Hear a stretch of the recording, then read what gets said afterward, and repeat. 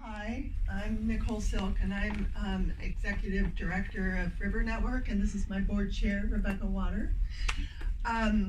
So this has been really, really helpful. We too have been on a journey since I stepped into the role about 6 years ago, and it's deep, and it's at the board level, it's at the C-suite, it's all across staff.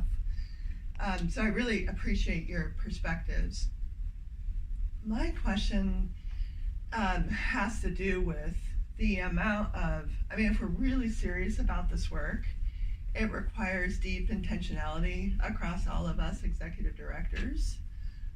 It requires that we are both incredibly authentic and extremely vulnerable about who we are, how we come in, what our history is, so that we're enabling everybody else to bring that forward as well, to create those spaces where people can bring their full selves in.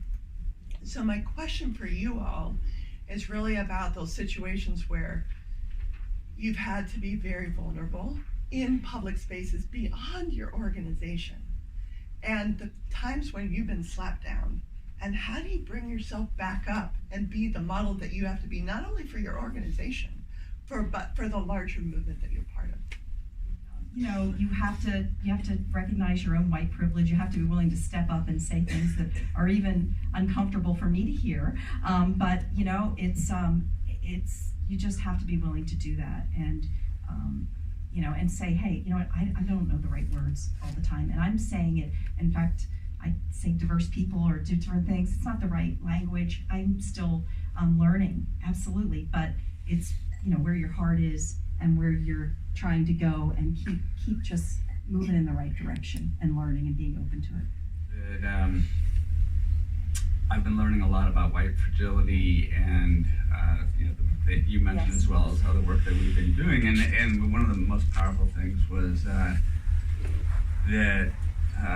when it comes to race, many white people don't want to talk about it because, in fact, and by not talking about it, it preserves the status quo and the oppressive power structure that has existed in this country for so long. So we've got to get comfortable in navigating race and talking about it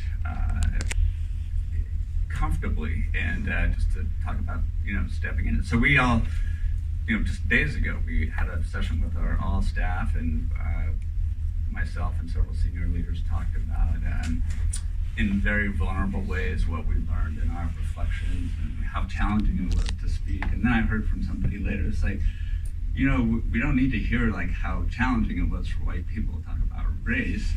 You know, we have to do this all the time. So thinking about the emotional labor that we often put on our staff of color in this work is something to really be cognizant of.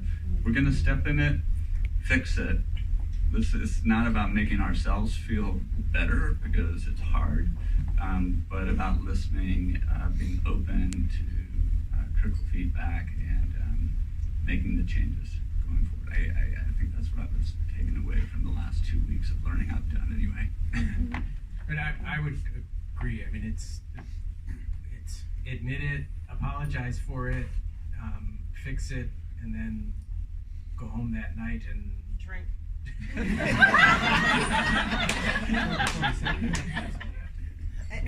And just to clarify, the reason I asked that question is because we've had occasions where we've been extremely vulnerable in public places about our journey and our mistakes, and it's been really good and really humbling. But I actually think it's part of I think it should be part of the evaluation tool. I think it's incumbent on us to be modeling that practice beyond our organizations, so that we encourage other executive directors to do the same, to challenge the status quo, to be impatient. We gotta get beyond this, right? Yeah, it's uncomfortable, fine, let's move. I would just add in closing 2 concepts: grace and assume good intentions, right?